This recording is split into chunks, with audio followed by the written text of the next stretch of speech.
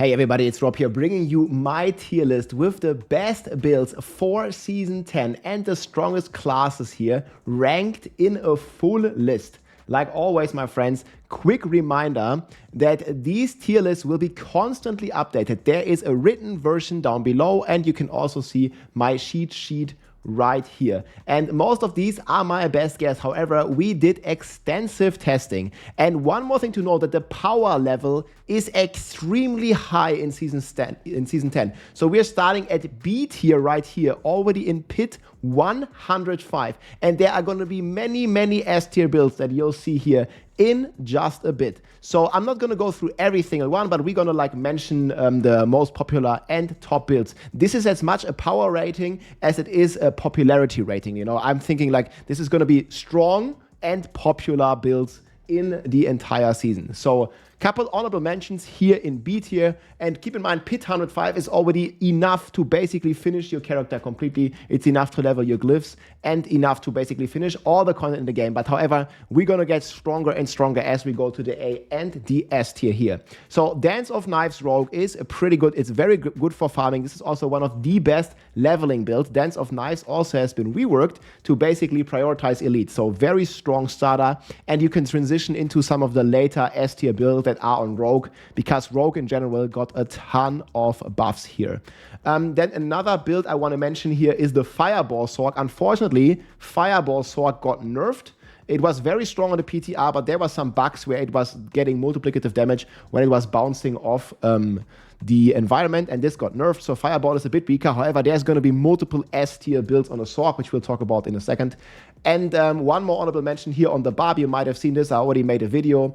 This is like the AFK Twister barb. It's super good for farming. They even buffed the auto shout power even further. And if you want to play, you know, some hordes or just want to farm T4 content, any build that we have here in the B tier is going to be extremely powerful. And this power here, Deafening Chorus, even got buffed. So this is going to be great for like a chill farming build for the Infernal Hordes or for any T4 content. Similar goes to the Cataclysm. This one is very strong for hordes and for farming in general. It's like the auto aim stuff. However, we have many more top druid builds. And as always, my friends, you can follow along all the build guides here on the 4 builds. We have the full website updated, and you can just click here and filter for any build that you might want. I already have a ton of builds here, basically for each class.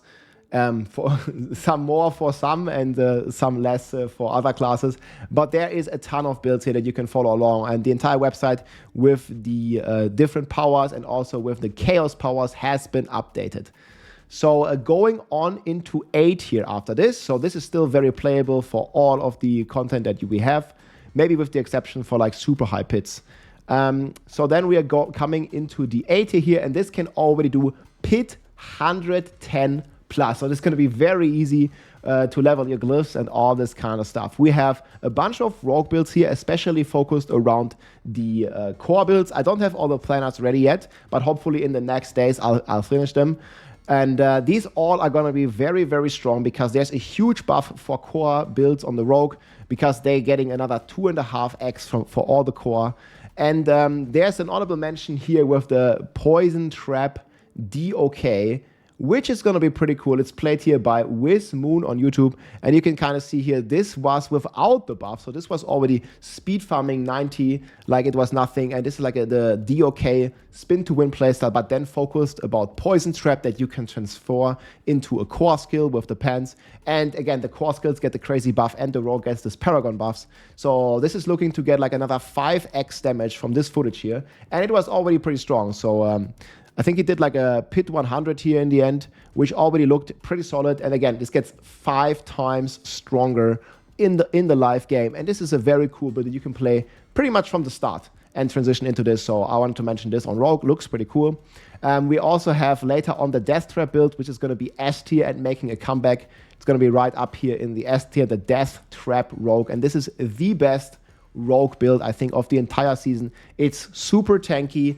It's super good for farming. It's also getting a radius increase as of the patch notes. So if you want to play rogue, I would recommend starting with starting with Dance of Knives, and then transitioning into either Poison Trap or Death Trap. This is basically the immortal rogue, and this is basically my favorite build to play on the rogue. So that's an S tier, and that's the strongest rogue build out there. Then we have a bunch of Sorc builds. Also, Sorc still maintains a very strong buffs for the core skills. This is all thanks to one of the powers here. I think it's called Advanced Techniques, this one here, which basically makes all your core skills scale damage with ranks while using more mana. This is extremely strong, especially in the end game. And there are like these 3 builds that are all like Meteor is also a core skill, and these are all core skill builds.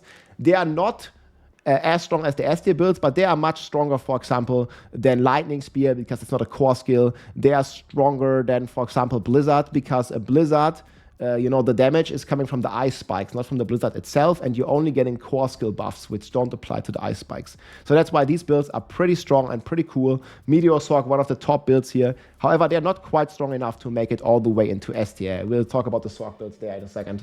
Then we have some pretty solid Necro builds here. There's a Summoner Necro. There's the Bone Storm Necro. This was very strong on the PTR. However, it got nerfed because it was lagging the server. So it got capped to, I believe, 10 Bone Storms. And also the Lidless Wall got a cap as well. So it's not as strong as it used to be, but still very solid. Blood Bone Spear, always a good, solid choice as well. But there are stronger Necro builds out there.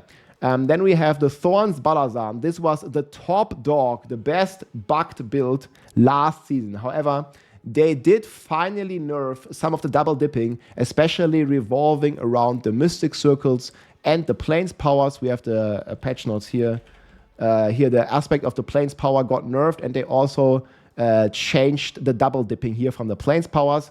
So this is not going to be as crazy anymore. I still think that Thorns Balazan Spiritborn, because it cleared so high in the live season, that it's still going to remain a very solid choice. However, there are better Spiritborn builds out there.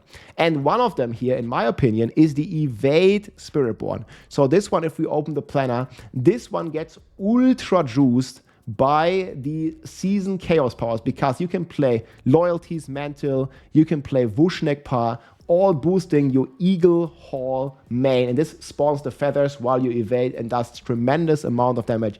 This is also one of the best leveling builds early on, and it can even be played without Uber Uniques and without any chaos powers.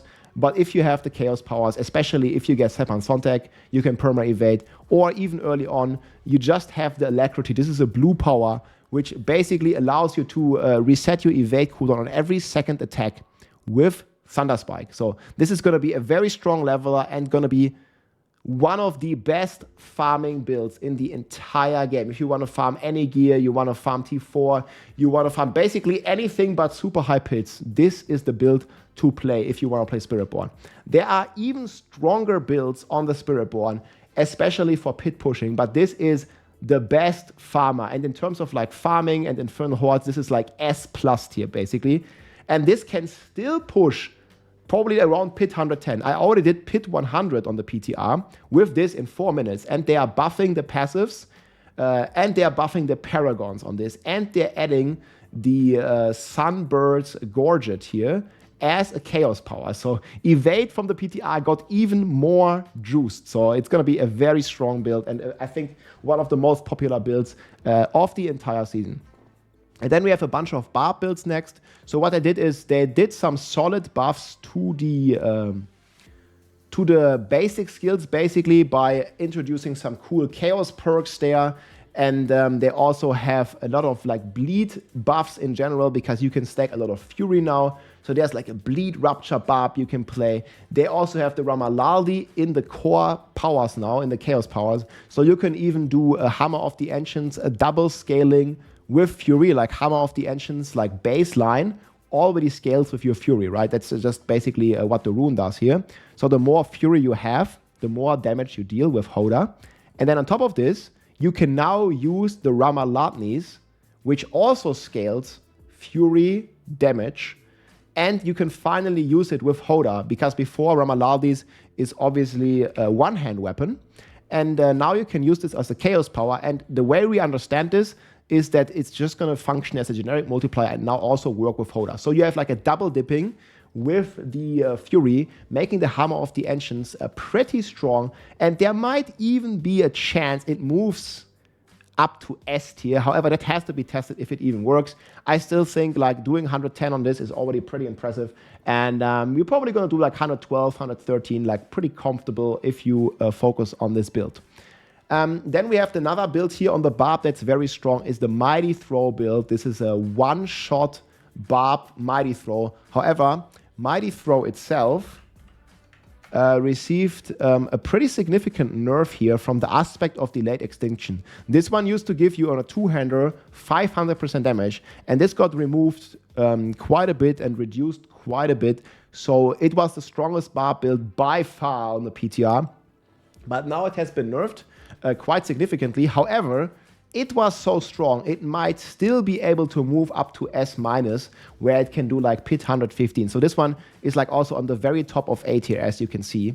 And then another build here, this is like, this build made it into S tier. However, it's not the strongest build in the game, but it's a very solid build. This is the Whirlwind Dual Basic Barb. So you can see this hits for up to like trillions of damage. I was like speed farming pit 100s here. And this has been buffed since this footage as well, because we also can put in the Ramalanis now. And we couldn't do this before. You can also play this with Walking Arsenal in the end. And you're basically combining Lunging Strike with Frenzy, or like you can also combine it with Bash. There's many different variants of this, and we combine this with the Unstable Power, which basically makes us guaranteed to overpower, guaranteed to crit, and gives us another 100x damage, but also adds a cooldown to our spells, and that's why we use Whirlwind to reset it. So it's a pretty cool concept. I have a full build guide out on this here on my YouTube channel already, and if you want to try this, I think this is going to be the top Barb build. Maybe Hoda and Mighty Throw get close to this, but since this is a new build, I would really like to see this build dominate, and I think it's going to be pretty popular and very, very strong here, blasting all this content down. So that's the best Barbarian build that we have. So we have Rogue and Barb, like they made it into S tier, but they are like the bottom of S tier, right? Then next year we have a bunch of Druid builds, and these are all very solid and strong builds. We have Earth Spike, we have Shred, Boulder, Warnado. So Warnado might also move into S tier. They did do a lot of buffs to the Tornado, where it now also scales. The more enemies you have in the Tornado, it does more damage. So I think it's going to have a tremendous scaling potential for high pits. But however, we couldn't test this because it wasn't like this on the PTR, and Druid had a lot of bugs on the PTR. So I listed it top of A tier because there are some even more powerful builds on Druid. In general, my friends, a Druid is a crazy powerhouse because we have this thing called Overabundance that gives the Druid insane damage buff. And on top of this, it's this one here, Overabundance. So whenever you spend 100 Spirit, you get 100x damage. So it goes up to 300% X. They also buff the Purge De-Infected to also give another 1.6 multiplier as well as guaranteed crits. So you can see later in S tier that the Druid is eating crazy good. Same goes for Boulder. The Dolmen Stone is now a Chaos Power. So this might also move up to S tier. And then we have Shred, which I don't think is quite there in terms of power. But Shred also got a crazy buff and is probably one of the best builds on Druid to speed farm. Like Shred's always extremely fast. You can dash around all the time. And you're just going to have a great time with the Shred Druid farming. And then Earth Spike is a very solid build already, and it gets even stronger. So that also makes it in 110. So like with all of these builds, boys, you're going to like easily destroy the entire game. But now moving up to the top of the top. And we had some debates here with all of you guys, with the community, if we should separate the S tier. In my final tier list, it's just gonna say like S tier, right? But I wanted to, in this video, offer you a little more explanation here on why I made the S tier the way it is. So there is a total of 16 builds in S tier. This only shows how crazy the power level is.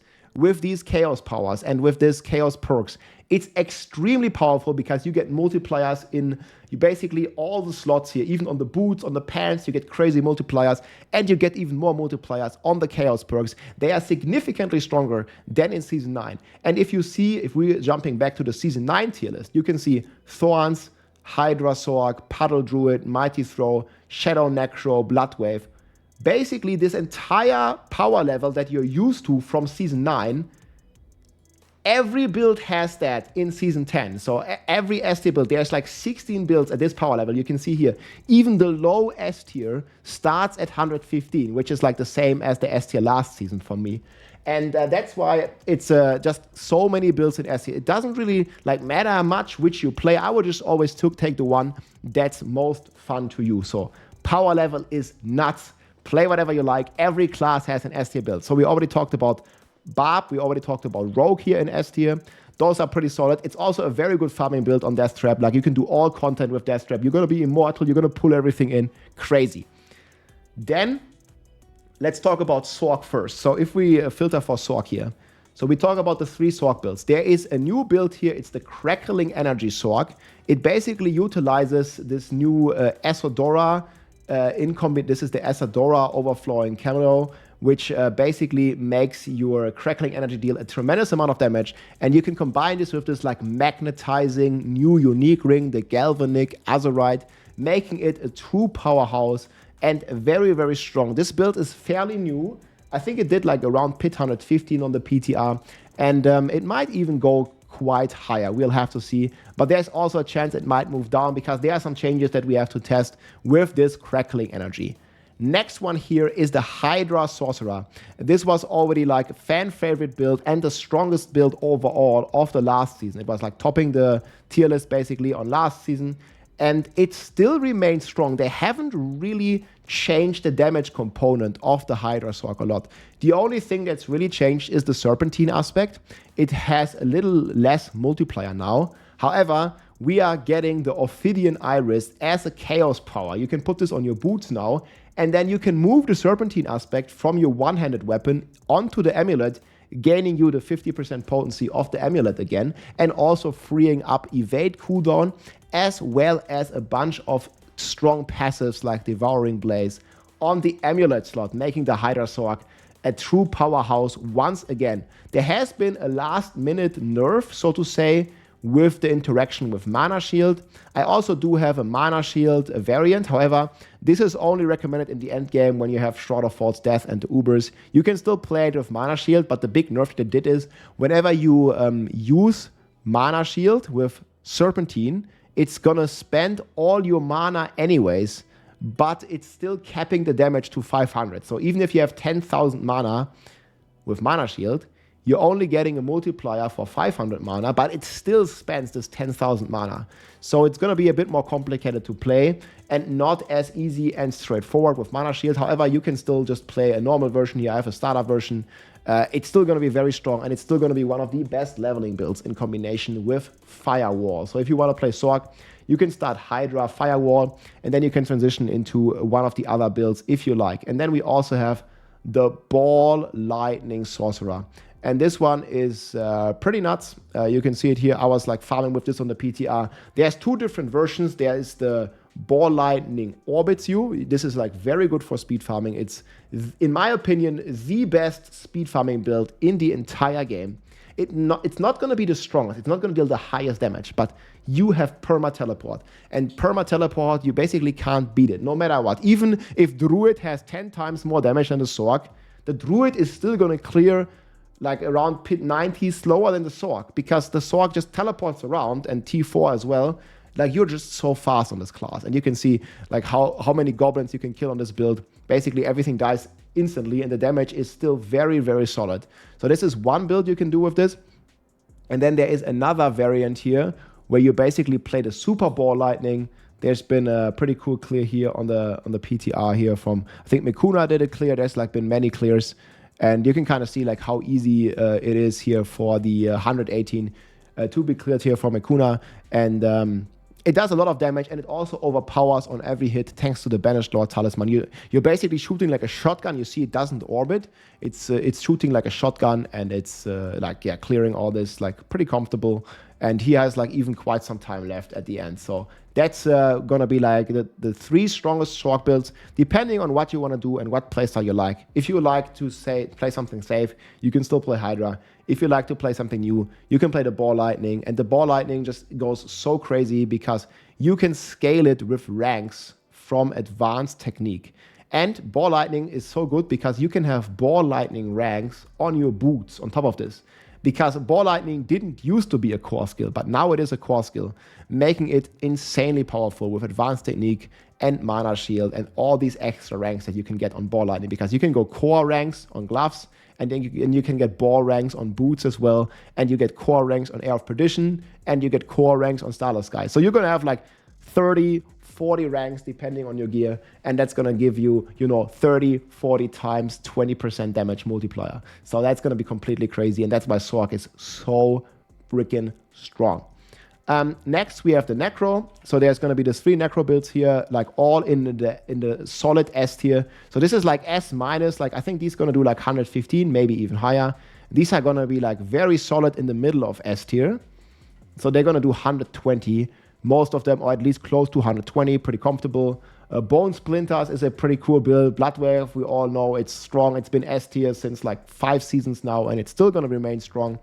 The strongest build overall is probably the Shadow Blight Necromancer. You can see this here in action by O's. I'm going to link this below in the sheet, all the clears. This is basically Shadow Blight that does a lot of damage here in combination with Soul Rift and a bunch of shadow skills, increasing your damage like crazy. So you're blasting down this packs. You can also play this in speeds. I think Sora has some pretty crazy speed runs here with this.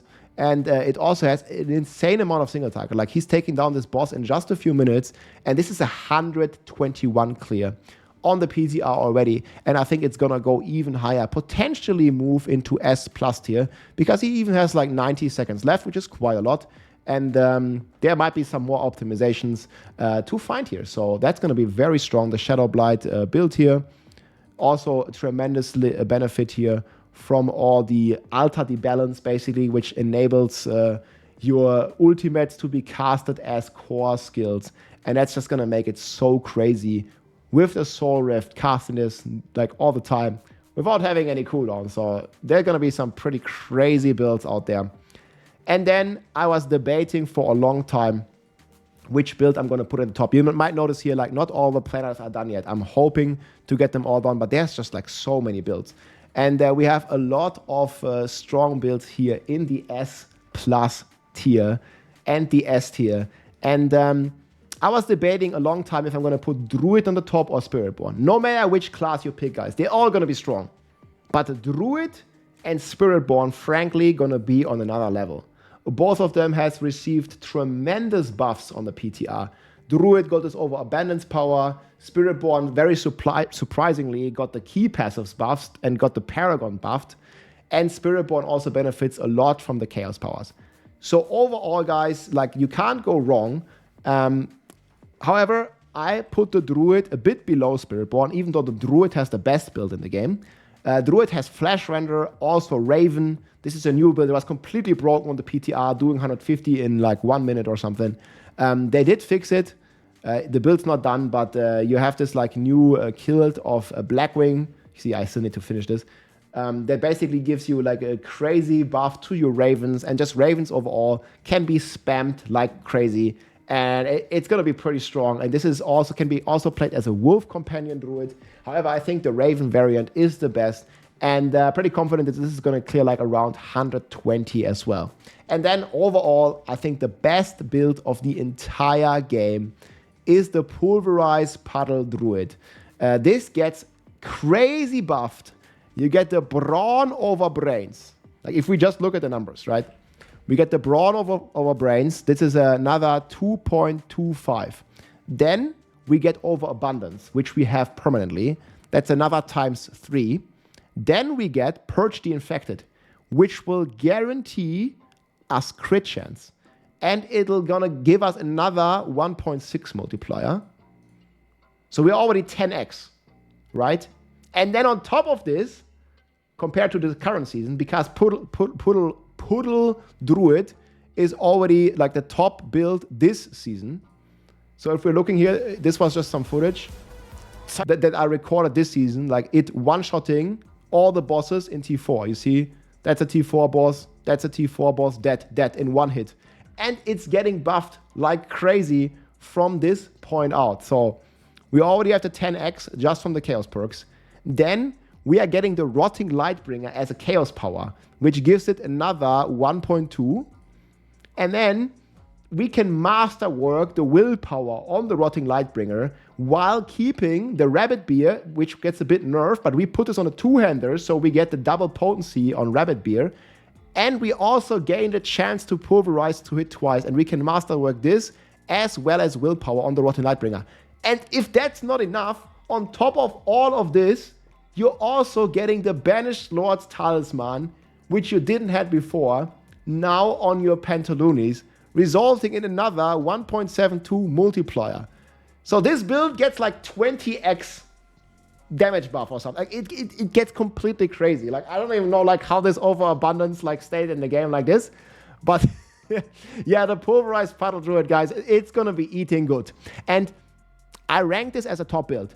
The only way that Spiritborn is gonna beat it is if they are still bugged and they didn't nerf the Jaguar main hall double dipping. This has been the main bugged point of the Spiritborn. It's this little thing here, the Jaguar main hall double dip. It's so strong, and the Spiritborn has also a tremendous benefit from all these chaos powers. And I'm not really confident that the Blizzard team has like fully fixed the double dipping with Jaguar. They did fix the Plains powers, they did fix the Mystic Circle, the worst offenders. However, there are still things like the Quax rune, the conceded aspect, and potentially some other generic multipliers. And it might even double dip with the newly, freshly buffed Paragon passives. Like you might notice here, all the Paragon passives here, the legendary Paragon nodes, Sapping, Viscous Shield, it used to double dip as well, Convergence, and also Revealing, they have all been surprisingly buffed. Spiritborn was already one of the strongest classes in the PTR, and now almost basically every build has been gotten buffed thanks to those key passives and Paragon buffs. So that's gonna make it extremely insane. I was already hitting for up to 60 trillion here with the Touch of Death Spiritborn. You can just see I have a video already out. I think this is going to be the best or one of the best Spiritborn builds. It's very hard to say which build is going to be the very best. I'm going to go through them all in a second. But this is like Touch of Death. This was like one of the best ones on the PTR. You see there are 20 trillion hits. And then the Jaguar Hall procs on top of this 20 trillion. And it gets buffed like crazy because like all the passives are buffed from this. And this already did 118. I did this run here, I think in like 5 minutes or so. So it went completely, like it was like a very fast boss kill. You see, I have like 5 minutes left and we're hitting for like trillions and trillions of damage here. Every hit, they're 11 trillion with the Jaguar Hall, and also like basically overpower on every hit for trillions and trillions with the hatched swarms on a Touch of Death here, with the instatable aspect here, making it super crazy. And we are having like all attacks on this because we get the Rod of Kepelecke. So we have the Touch of Death, which is a potency skill normally. There is an upgrade that makes Touch of Death into a core skill. Then we also have the Rod of Kepelecke, which basically makes your core skill into a basic skill as well. Then we have a crazy multiplier for potency skills. We have the Ebewaka, which basically transforms our Touch of Death into a Jaguar skill and an Eagle skill on top of this. And they also use the Eagle Hall. So all of this is pretty insane. And on top of this, guys, there is even more Spiritborn builds. The weakest one on the PTR was Rake. This one also didn't receive a separate buff. However, it's still so strong. Like all of these builds, like they share a lot of the same multipliers because they're all using the Rod of Kepelecke. They're almost all using the Banished Lords to basically overpower on every hit and generate the resources with a Beast Corner. Again, I have a full build guide on this. But Spiritborn is eating extremely good, and every core skill build is like roughly similar in terms of power. I think Rake is a bit weaker. They're all in S tier, but I think Rake is a bit weaker because it was the weakest on PTR, and it also didn't get buffs. There is a crazy buff to Stinger, and there is a crazy buff to Crushing Hands. And Crushing Hands in particular also got the Unrelenting aspect buffed, which we will see exactly how it's going to work. There might also be some bugs with this because it does % of base damage again. And now instead of 45 every 3 hits, it's doing 80 every 3 hits. And this is going to do 10 times 80. And it's not going to do base damage. It's going to do actual damage the way it sounds. So this has a tremendous synergy with the Jaguar Hall, which basically relies on you getting more hits.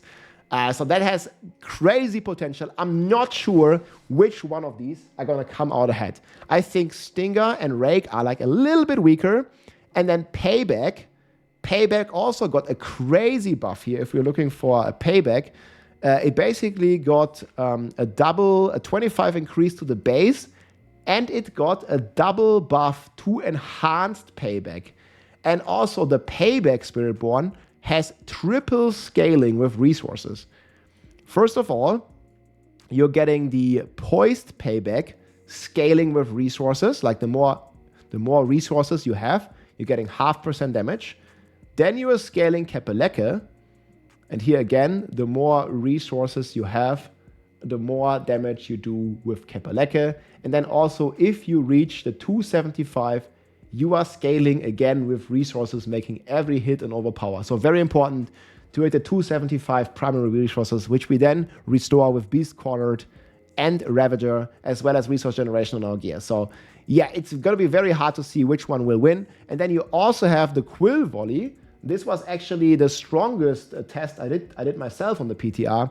You can see the Quill Volley here beating, you see like the crazy damage that it's going to do. This was a Pit 120 that I finished in 10 minutes. I also did a Pit 122. I unfortunately forgot to record it. But you see, this is like just the trillion numbers. Like they are basically like flying left and right? Even if you're looking at like something like the boss kill, you see how fast. This is like the worst boss in the game.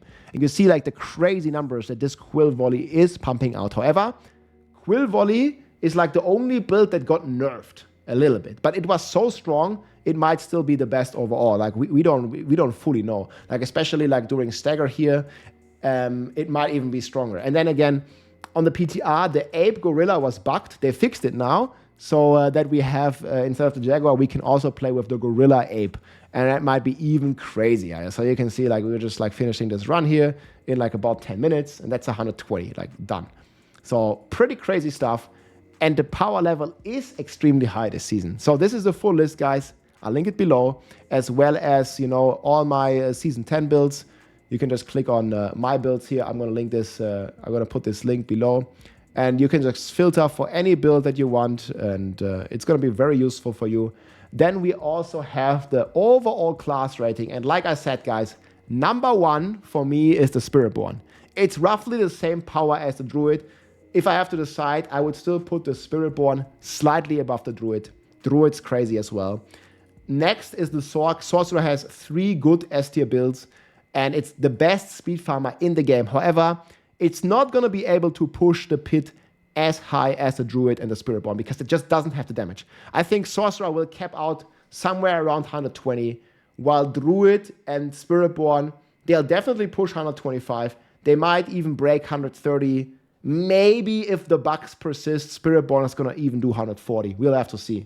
And Necromancer also very strong. I think Necromancer is might move into S+ tier with the Shadow Blight build. It's definitely going to break the 120 barrier. Then we have the Barb and the Rogue here, basically sharing the last place. The Rogue got a lot of buffs. So it was very much needed. The Rogue was far, far behind. But I think it's going to be very hard for any Rogue build to do Pit 120. Same for the Barb. I don't think Death Trap is going to do it. It's probably going to cap out like 117 or something. We'll see, unless there's something crazy. And yeah, the Barb, I think, is also going to cap out around 115. However, again, these are crazy farming builds. Death Trap is amazing for farming. It's immortal. Very good build. And you have a very strong start with Dance of Knives. And then there is like a lot more builds here in CT. I didn't list all the builds. I only basically list, you know, the most popular, the most powerful builds. I'm gonna make another like top 10 recommended list, but this is like below, guys. I hope you enjoyed the tier list, and I hope you enjoyed the overview. We have a lot more builds coming here on YouTube. Let me know what you think in the comments and what class you are looking forward to play. I'm thinking Druid or Spiritborn because those are just so crazy powerful. I hope you enjoyed, my friend, and I will see you soon. Take care. GG. If you liked this video, make sure to subscribe, leave a like or a comment. I'm also live on Twitch almost every day, so come and say hi.